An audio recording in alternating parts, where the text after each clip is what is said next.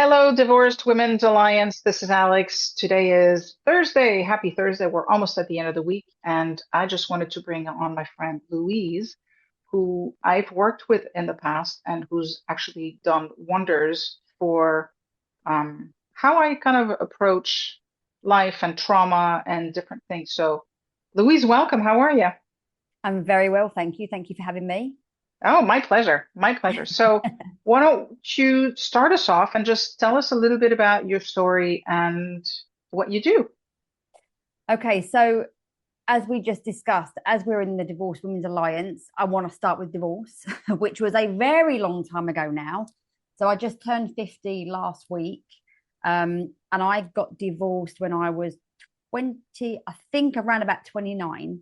I'd managed to stay married for just shy of 18 months, but I had been with him for knocking the door of 10 years, I think. I had two very young children at the time. I think they were 3 and 4, 4 and 5, something like that. And the reason I want to be that to be the starting point is because as I look back, that was the starting point of the rest of my life. And I also want to say, like, I was ready to leave that relationship before we even got married, but I was so scared of having two children and being on my own, and who would have me, and what would happen to my family, and how would I manage, and all those things that kept me with him for way longer than I should have stayed. Um, and I can still very, very clearly remember the day that he finally moved out and driving the kids to nursery school and smiling and like literally touching my face and thinking, oh my God, like I'm smiling and I can feel it in my body rather than just kind of putting on a show. And yeah, my entire life just, it was almost in that instant, the trajectory of my life just completely changed. So that's where I want to start. Yeah, and that's totally okay because I think it's very similar to my story in that somebody asked me recently, when did you really get to know yourself? And I was like, I don't think I knew who I was until I got divorced because that's the Mm-hmm. first time I ever went in and started to try to figure me out. Mm-hmm. So totally, totally relate to that. Yeah, I think that the thing is, I mean, I think it depends on the sort of the generational and the experience that we had growing up. So my mum and dad were married. You know, they were just shy of celebrating their 60th wedding anniversary a month before my dad died. And it was very old school. It was a case of, I can still hear my mum and dad saying to me now, relationships aren't supposed to be easy, Louise. You know, when I was saying how miserable I was, and then when I had children, it was almost like, well, you've got kids now, suck it up. And I don't think it was a mean thing. I guess now we're having this conversation, actually, something else has just come into my mind. Um, I'd always been told that I was very feisty and that I always changed my mind and that I never stuck at anything and blah, blah, blah. So I wonder whether there was an element of that with my parents, like, oh, she just needs to stick this one out. Um, my parents did quite quickly change their mind as they saw the depression hitting and all that kind of stuff. And I know nobody should take that. I don't think people should take that decision lightly, for any stretch, because it is, as you know, it's life changing. And I feel like it just freed me up. And I think also one of the things that maybe I could offer is that if you have got children, there was one part of me that kept saying, well, how can you do this to your children? Because you're going to break the family up. And there was a louder voice that was saying, but is this what you would want for your daughter? Because I've got two girls. So is that what you want for your children? Do you want to teach your children that it's okay to live with somebody that's constantly angry and that loses his temper and that, and I just thought, no, I don't want that for them. I don't want to teach them that that's acceptable. So that was kind of probably one of my final pushes to leave. Yeah, it's amazing what happens when we put ourselves in other people's shoes. And for you, it was, your kids. Mm. So that can definitely be kind of a game changer for women. So Mm. how did this precipitate like what you're doing today and how you came to be a somatic coach and a CHPC? Gosh, right, okay, so I've got 20 years to condense into like 5 minutes. um, I suppose, what if I had to kind of like nail it down, when I left, I suddenly saw options that I didn't have before. Right. So when you take on that role of, okay, well, I'm a mum. I had to work part-time in a petrol station because we had no money. So I was working 12 hours a day, 12 hours a week in a petrol station. Absolutely hated it. And he left and I thought, oh my God, I've got choice. And I went back to college and I studied to become a midwife. That I hated it.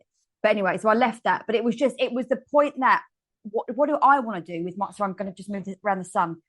What do I want to do with my life? What choices have I got now? And I remember feeling like I wanted to grab every drop of experiences that I could. And I trained in several healing modalities when I was in my early 20s. So I got back into my meditation and I did a few other little sort of courses. And then I met my now husband, and we've been married, I think 17 years this year, 17 years this year. And it was just this path of consistent growth, I guess. And then it was purely accidental that I became a personal trainer. So I'd always had an interest in exercise, but I had also had about 20 years worth of eating disorders. So, once I was like, I'm going to become a personal trainer. So I did that. And that was another one of those kind of sliding door moments. And it went from being something like, oh, this kind of looks quite exciting, to finding myself running a personal training studio. But that was when I realized that when we have limiting beliefs about ourselves, when we don't feel worthy, it can show up in so many different ways. So it had shown up in my eating disorders. It had shown up in staying in a crappy relationship. It showed up again in generating another crappy, destructive relationship. And then when I started working for myself, it was just horrendous. It was like I felt like I wasn't qualified enough. I felt like I had to give stuff away for free. I felt like people weren't going to listen to me. And so that started a whole decade of investing huge amounts of money in every single course under the sun, all the certifications. And just like when you've been on a diet and you've like eaten salad for 8 weeks and you get to that dress size and you still feel fat, I did all this thing and still didn't feel enough. And it was, we've talked about this, sometimes you just have to accept that the breakdowns are your biggest breakthroughs. And so the pandemic hitting, my dad going on his cancer journey, losing my dad, I had PTSD around that. I hit perimenopause, I moved house, I kicked my daughter out. All these things happened in a relatively small container. And I was just on the floor and I couldn't coach myself out of it. I couldn't use my brain. I was completely dysregulated, which I didn't know anything about at the time, which led me to somatics, which then for me it just brought everything together. And so now my mission, my vision, my passion is working with women on a mind-body level. So using coaching, using somatics, using NLP, so that we can actually deconstruct, release, remove all of these limitations that have come through experiences, through conditioning, through society, so that because I did it on Instagram the other day and I said, we often think that lack is lack and feelings of self-worth because we're missing something. But actually it's because we're not seeing something. We're not seeing the truth of who we are. It's all the light we've actually got. Lack is because of all the things we've got on top of us, not because we're missing something. And so that's my passion now, is that women can just be recognized and find their true selves and find their courage and find their voice and find their purpose and just shine. So it's kind of like peeling an onion, right? So you've got the Absolutely. gold in the middle, Yeah. if you can find gold in the middle of an onion, but you know what I mean. But you start peeling the layers, Yeah. and it's not because it's not there, it's just buried under so much BS Yeah. that Absolutely. it doesn't Absolutely. have the strength or the opportunity to To shine. shine. And that is, I mean, I cannot believe it's taken me like all of these qualifications and all of these experiences for me to really feel that. However, I like to hold the thought in my brain that I couldn't be anywhere else other than where I am now. And that whether we like it or not, I almost feel like we've got this learning line, if you like, and we can race ahead and we can try and speed things up to get out of the pain that we're in, or we can just slow down and do it properly the first time round. Like, it's like, I don't know, if you decide to decorate and you don't rub all the paintwork down, and you know, like, you're going to be decorating again in 6 months' time, right? So let's slow the whole thing down and do it properly. And I think what the somatics taught me as well was that we're in a world that says, like, our brain is the be all and end all. And yes, our brain's pretty important. I'm not saying it's not. However, we carry everything in our body at a cellular level: joints, muscles, ligaments. We've talked about fascia at length because of the somatics. And I know firsthand what it feels like to have one release that has you feeling completely different. But it's to keep going on that journey so that you can actually start to hear your body. You can hear this innate wisdom that you've got. And I know it sounds a bit wooey, but if you go back to hundreds and hundreds of years ago, it's how we communicated with each other, yet alone ourselves. We just knew. We just lived more by the land and by the moon and all that kind of stuff. So I find that a very beautiful yin, right? Let me just get 400,000 years worth of information at the touch of a button, please. But we've become, there's a great quote in the book, The Art of Somatic Coaching, where he says something along the lines of, you know, the distance we live from the body is the distance that we live from our own life. And we've become so disconnected, and we've gotten so caught up in doing, and so caught up in thinking, and so caught up in moving forward, that we forget that actually our entire life experience can change by us changing the inside of ourselves, because we just look through different eyes. And I've said that before because I've read it and I have experienced it in lots and lots of ways, but nothing like I've experienced it over the last 12 months. Yeah, I mean, just having been connected with you for the last few years, seeing the shift, I mean, just physically, how you look compared, but not from a physical standpoint, but from an energetic standpoint, and how you're able to be present versus being distracted. I've seen that firsthand. Yeah. So, And that, for me, like, if you've been somebody that's always felt like you had to keep going, you've always been a very alpha type, you've always been a go-getter, a decision maker, an action taker, there's a lot of us out there. When a coach like me says to you, let's just stop for a bit, and we go, no, thank you. What crazy woman, I'm sacking you. And the only reason I can say that with such authenticity is because I had to do it for myself. Like, I knew there was literally no other option. And I've shared this story a million times, but just so that other people know that I'm not talking rubbish. My somatic experience began doing a free training. One of my friends kind of bullied me into doing it. It was money mindset stuff. I wasn't interested. She said, please, just sign up and do it. I said, oh, whatever. And I remember locking myself in my office. This woman starts talking, and she said, this is not going to be your normal training. And then she just has us stood up. She puts this music on, and she just has us going left to right, like rocking on our feet, like left foot, right foot. And I think it took about 2 minutes maximum. And I was sobbing, like racking sobs on the floor. And I thought, I don't know what's happening, but I'm going to just keep letting it happen. And that happened every day, pretty much for 5 days. And I remember going for a walk with my friends on that Saturday. I didn't tell them what I'd done because they all think I'm weird anyway. But I just said, it was like a full circle moment. It's like when my husband left, I was like, oh my God, I'm smiling. I actually feel happy. And after losing my dad, I just thought I was never going to feel happy again. It killed me, literally. And so I thought there's got to be something in that. We know that if we're stressed, what do? We raise our shoulders, we clench our jaws. I do this. Since my dad died, I found that one of my responses was to clench my fists. Women, we hold our stomach in a lot. We're not supposed to have a fleshy stomach, you know, we squeeze our butt cheeks in. So we know that there are some ways that we do it, but what we can't see is what we're doing inside. And we can't say to our brain, oh, just relax that muscle between my seventh and eighth rib, please. Like we can take our attention there.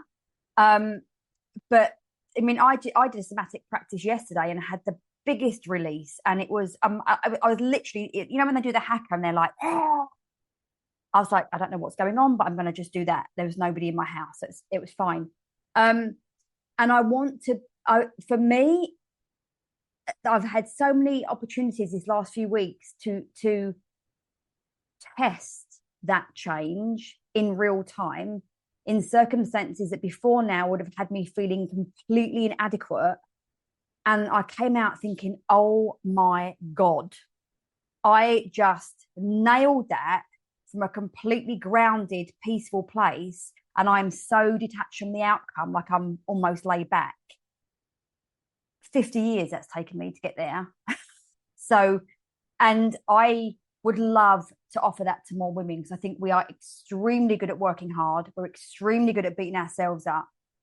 We're extremely good at never celebrating ourselves or seeing when we've achieved something or just sitting down to have a cup of coffee because, you know, and I honestly think that all of that started from making that decision to claim my life back by leaving a relationship. Yeah. It's amazing what happens when we decide, because a lot of these things are decisions, right? Mm-hmm. When we decide that it's okay for me to go first. Mm-hmm. Because if we don't, I mean, I hate to use the cliche, but you can't pour from an empty cup. Yeah. And we don't honor ourselves Mm-hmm. because we're too busy honoring other people, Yeah. and we forget that we also need that. And I think also, you know, our generation, we haven't been taught how to create healthy relationships either. We haven't been taught how to communicate. I feel so blessed, and I think you feel the same. I believe that the high performance coaching saved my marriage, my second marriage, because whilst in the initial term it almost wrecked it because I was like, well, I've completely changed. You haven't. You should off you go. And then I remembered, I was like, actually, you know, he married a single parent with two children, and now you're jetting off around the world doing all these courses. Perhaps you should elevate your compassion. But the CHPC just really dialed me in on who I wanted to be and how I wanted to behave and the kind of conversations that I wanted to be having. That has changed my life in so many ways. Like I just said to you, like I've just got accepted as a trustee for a charity, which is a huge deal. And then Louise, my husband, said to me, he said, 2 years ago, you would never have gone for that. I said, no, because I wouldn't have felt good enough. So, yeah, I think we have to understand that if we look at how the world has been changing so rapidly this last 6 months to 12 months, women are at the forefront of that. I don't like to do the whole man-woman thing, but we're bringing a different level of communication in. And a different energy. And I think when I look at what you're doing, where you're combining the somatics with the CHPC is very much brain-based. It's thinking-based, right? It's conscious-based. Yeah. It's intentional. It's making decisions and following through on those decisions. And you combine that with, so it's kind of, I don't want to say the surface work, and the somatic is the inside or the foundation work, but it's almost like that. So I think what the way that you're combining those two things is very cool. So all right, Louise, any final words, any parting words that you'd like to share with the ladies in the group? Oh God, I should have prepared for that one. I just feel like if we ask the question, like, what do we really, really want? And we ask it enough times, like, we know when we're BSing ourselves with the answer. And I think if we knew that we weren't going to feel guilty, if we knew that if we said, okay, I'm going to leave this relationship, whatever, and this other person is not going to feel any pain, like, we need to stop taking responsibility. I say stop gatekeeping other people's emotions, right? Yeah. because you don't have to sacrifice yours for theirs. Life has hurt involved, life has really hard times. I'd say think about the messages you want to be giving to your children if you've got children, 100%, because they're listening and they're learning all the time. My kids are 24 and 25, and I see the impact of my first marriage on them still now. And I would just say, like, you will always figure it out. You will Yeah. get so strong in making those difficult decisions. And if it has not been your choice and you find yourself getting divorced, the only option I would say there is like find a way to say, how could this work for me? How could this be the best thing that's happened? Yeah. Because when we just go back to that somatic, when we hold on to resentment or hurt or sadness or hate or all those things, that just sits in our body and we see the entire world through that. And it's horrid. Yeah. And there is, piggybacking on that, I think today I'm able to look at my divorce as the biggest gift I ever got because it Mm-hmm. made me who I am today. So I fully agree, completely agree Absolutely. with what you just said. So, Louise, thank you so much You're very for welcome. being here today. This was awesome.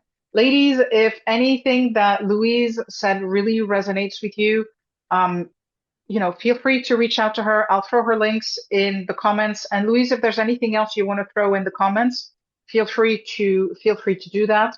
I shall. And just want to say thank you again. And Thank you. ladies, thank you so much for watching. And I will talk to you soon. Take care. Bye. Bye.